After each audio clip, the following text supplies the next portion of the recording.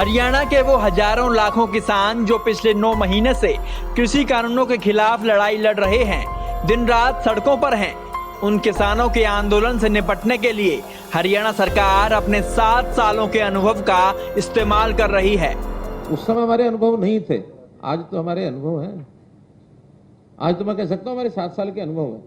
हम अगर बिना अनुभव के रास्ता ठीक कर सकते हैं तो 7 साल के बाद तो हमें पता है कि सामने वाला क्या करने वाला है। आखिर किसानों के आंदोलन को लेकर मुख्यमंत्री खट्टर ने अपने 7 सालों के अनुभव का जिक्र क्यों किया? दरअसल इसके पीछे कई कांड हैं, जिसमें हरियाणा जल भी चुका है और गोलियों की गड़गड़ाहट से दहल भी चुका है। जी हाँ, रामपाल की गिरफ्तारी हो, जाट आरक्षण की हिंसा हो या फिर राम रहीम प्रकरण हो, ये तमाम कांड हरियाणा की भाजपा सरकार में ही हुए हैं।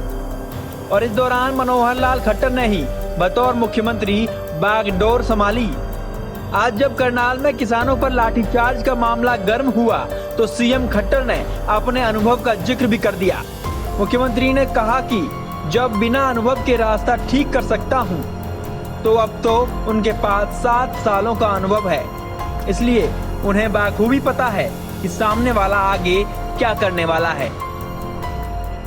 परिस्थितियां कैसे कैसे आती हैं। उस समय हम लोग अक्टूबर 26, 2014 को शासन मैंने संभाला।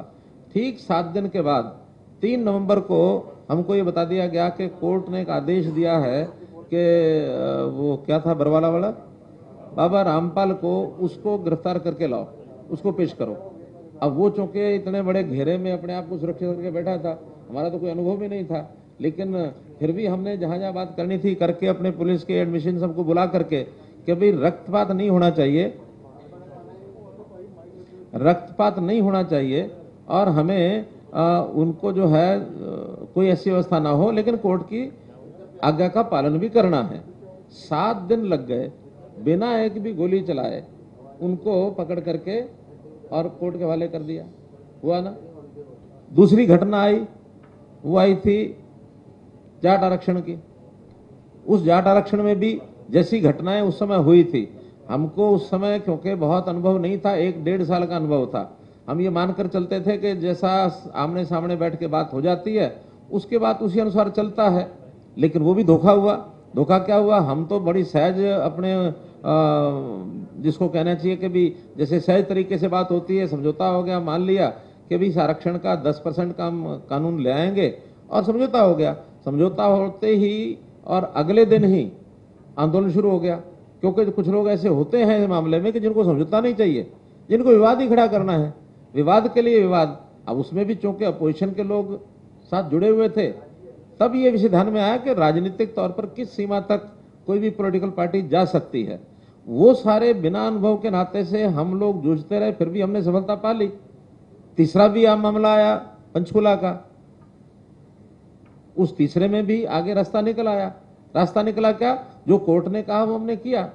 अब कोर्ट से ऊपर कोई चीज नहीं होती, आखिर कहीं ना कहीं तो हमको आर्बिट्रेशन है या कोर्ट है या रिकंसिलिएशन है, जो कुछ करना पड़ता है उसके ऊपर भरोसा रखना पड़ता। अब वो सारा मामला निपट गया, वो 3 निपटे। अब इस समय ये किसान वाला विषय जो आप बता रहे ये आ गया। उस समय हमारे अनुभव नहीं थे, आज तो हमारे अनुभव हैं। आज तो मैं कह सकता हूँ हमारे 7 साल के अनुभव है। हम अगर बिना अनुभव के रास्ता ठीक कर सकते हैं तो 7 साल के बाद तो हमें पता है कि सामने वाला क्या करने वाला है।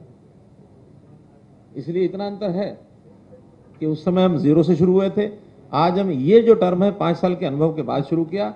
हर दिन अनुभव बढ़ता है, हर दिन चीजें ठीक होती हैं।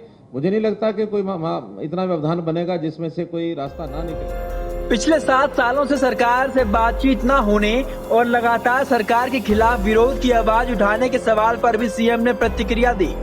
उन्होंने कहा कि हमारी सरकार बातचीत के लिए तैयार है, मगर कानून रद्द करने की शर्त के साथ कोई बातचीत नहीं होगी।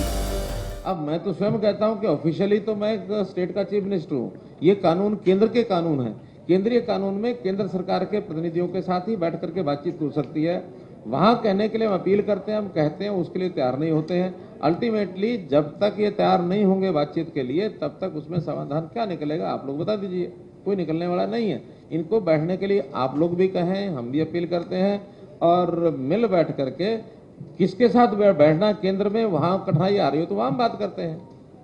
कि वहाँ एक टीम बनी है, वो बात करेंगे, लेकिन ये शर्त लगाकर चलेंगे तो कोई बात करने के लिए तैयार नहीं होगा कि 3 कानून जो है पहले खत्म करें।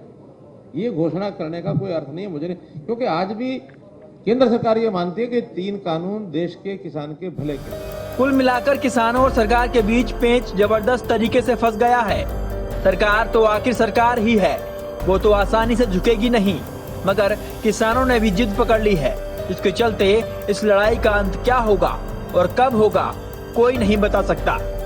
बहरहाल किसान आंदोलन का सामना करने के लिए सीएम खट्टर अपने अनुभव का इस्तेमाल कर रहे हैं। अब देखना होगा कि किसानों का आंदोलन सीएम के अनुभव को मात दे पाएगा या मात खा जाएगा। चंडीगढ़ से चंद्रशेखर धरनी के साथ bureau report, Punjab Kesari TV. हमसे जुड़े रहने के लिए हमारे YouTube चैनल को सब्सक्राइब करें और नई वीडियो की नोटिफिकेशन के लिए बेल आइकॉन को दबाएं। अगर आप ये वीडियो Facebook पर देख रहे हैं तो लाइक जरूर करें और ज्यादा से ज्यादा शेयर करें। इसी तरह के और भी अपडेट्स के लिए फॉलो करें हमारा Instagram पेज himachal.kesri।